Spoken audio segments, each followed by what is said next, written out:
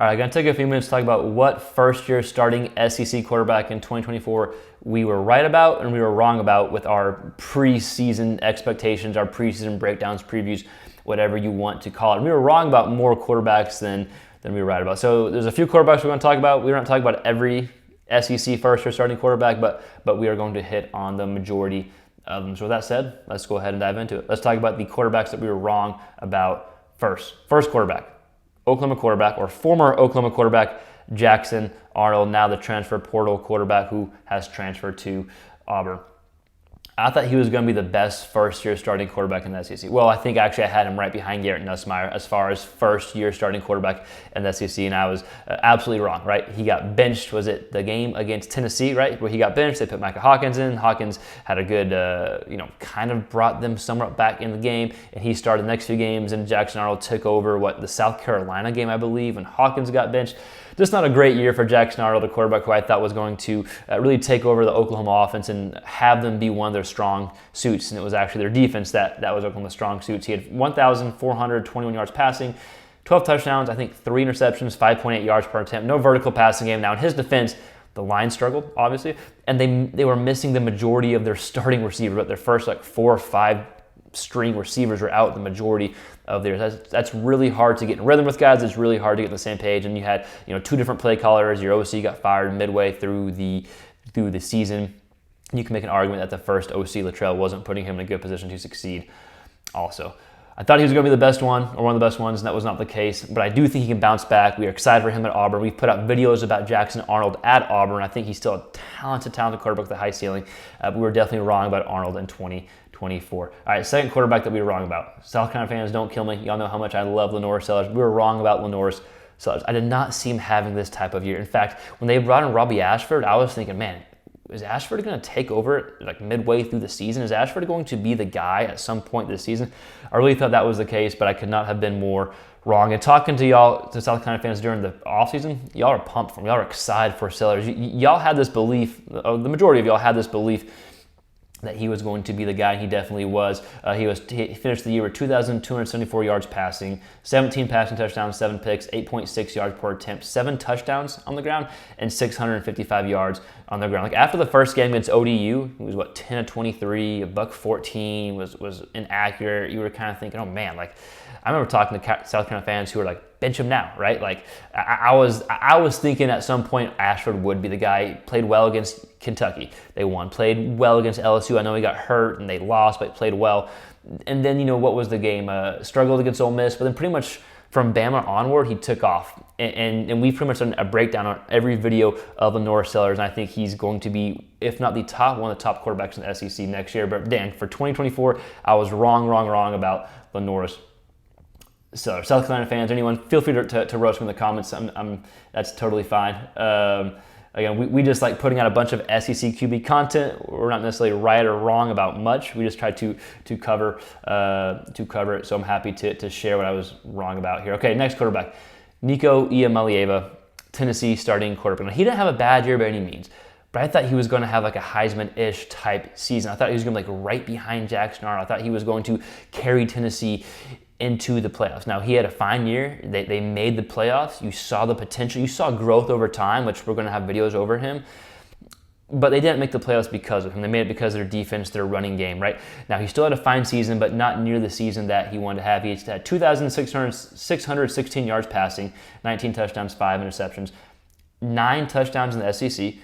4 of those 9 touchdowns came against Vanderbilt in their last regular season game. Again, not a bad season by any means, but not the Heisman hype that I bought into. I definitely bought into that Heisman hype. Now maybe next year, if he takes that step and continue to grow, we did see some progressions. We did see him develop throughout the season. Obviously, the Ohio State game is going to leave a bad taste in Tennessee fans' mouths, and I understand that.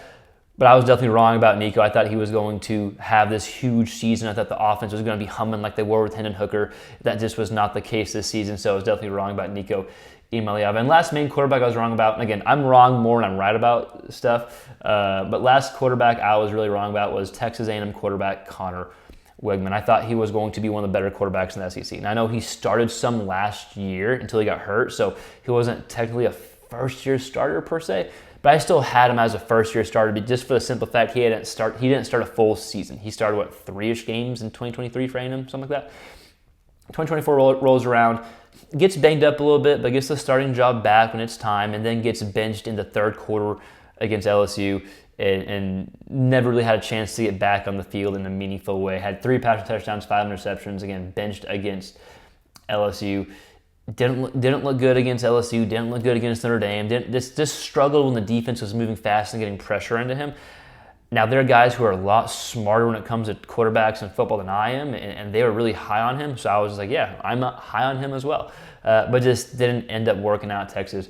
And we'll see how he does in Houston. Again, I thought he was going to be a good fit in Klein's offense. I thought he was a better athlete than most people thought and gave him credit for. He had a strong arm.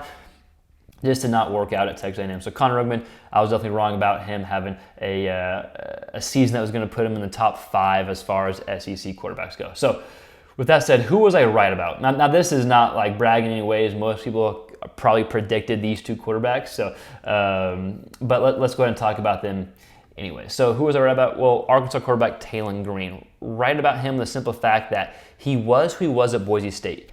That's not bad. That's not like great, but that's not bad. It's just inconsistent, showing flashes. If he can put these flash plays together and build consistency, I think he could be dangerous. I mean, he was 4th in the SEC in passing yards, 3,154 yards passing, 15 touchdowns, 9 receptions, 602 yards on the ground, 8 tutties, completion percentage right at 60%.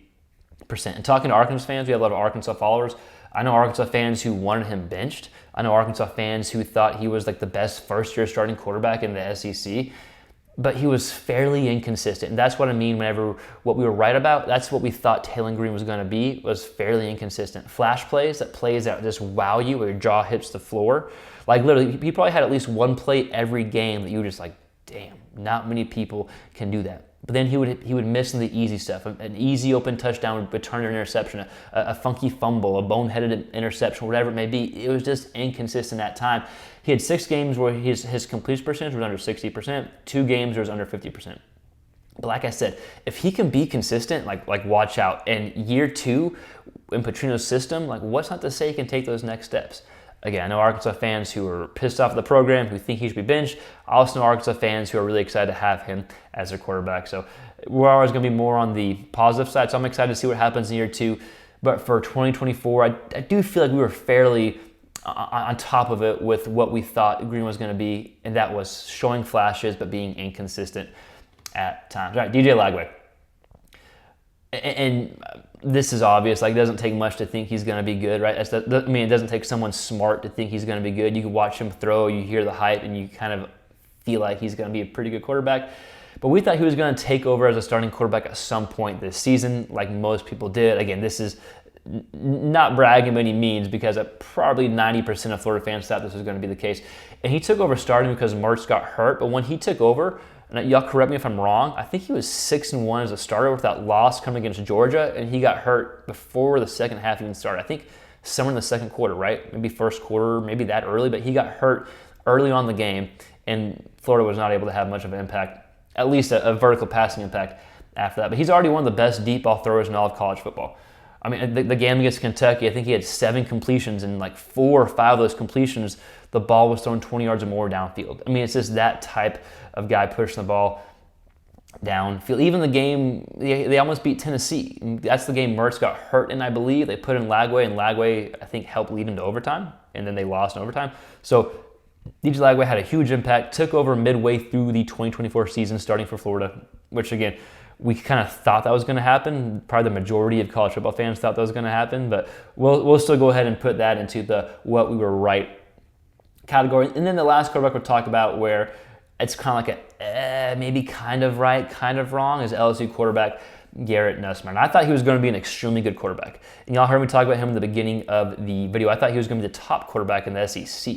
Like, not just first-year starting quarterback, but top, right? So I was definitely wrong about that, but I thought up until a certain point, I thought you could make an argument that he was the best quarterback in the SEC, maybe midway through the season, but pretty much before the third quarter of the Texas A&M game. I think he still has the potential next year as well to be the best quarterback in the SEC. We'll get to that in a second. He had 3,739 yards passing, 26 touchdowns, 11 interceptions, 7.6 yards per attempt. Now, without him, they don't beat Ole Miss. not even close. Without him, they don't beat South Carolina. They don't come back from a 17-0 deficit against South Carolina on the road without Garrett Nussmeier. So playing up until even that first half against Texas A&M, like he was lights out. I was texting people, I was like, yeah, this is the guy. Give me him over any quarterback in the SEC. And that 3 interceptions against A&M. And that kind of snowballed to a 3-game losing streak. A&M, Alabama, Florida, where things just did not click. Now, with that said, I still thought he played good overall. I still think he has a lot of potential for next year. I mean, look at, people have talked about this before. If you're an LSU fan and you like Nussmeier, I think that's good because people have talked about this before with Joe Burrow. His second year was 10 times better. Jay Daniels' second year starting was 10 times better. You got to give a quarterback time to develop and time to take the next step. I know he's a veteran guy, but this is still his first year as a starting quarterback. So I believe in Nuss. I think Nuss could take that big step next year and be one of the top quarterbacks in the SEC. Several of the guys I talked about, Lagway, Sellers, Nussmeier, I think those could be your top 3 guys potentially heading into the season next year. I know, depending on the steps Nico takes, depending on what your belief is in him as well. So SEC fans or quarterback fans, just in general, let me know your thoughts. Go ahead and roast me if you want to, or just let me know what quarterbacks are you wrong about, what quarterbacks were you right about. Again, there's a lot of sports writers out here that maybe don't go back and talk about what they were wrong or right about, but I enjoy kind of keeping myself accountable. So let us know your thoughts in the comments below. And this is your first time tuning in. We put out a lot of quarterback breakdown videos. We do a lot of SEC quarterback content, from recaps or previews. The offseason's coming up, so we'll have some cool, unique offseason content that hopefully keeps y'all entertained. So if you like that type of QB content, please consider subscribing to the channel, like the video, share. All that stuff really helps us grow. And sincerely, thank you for following us along. We'll see you next time. Peace.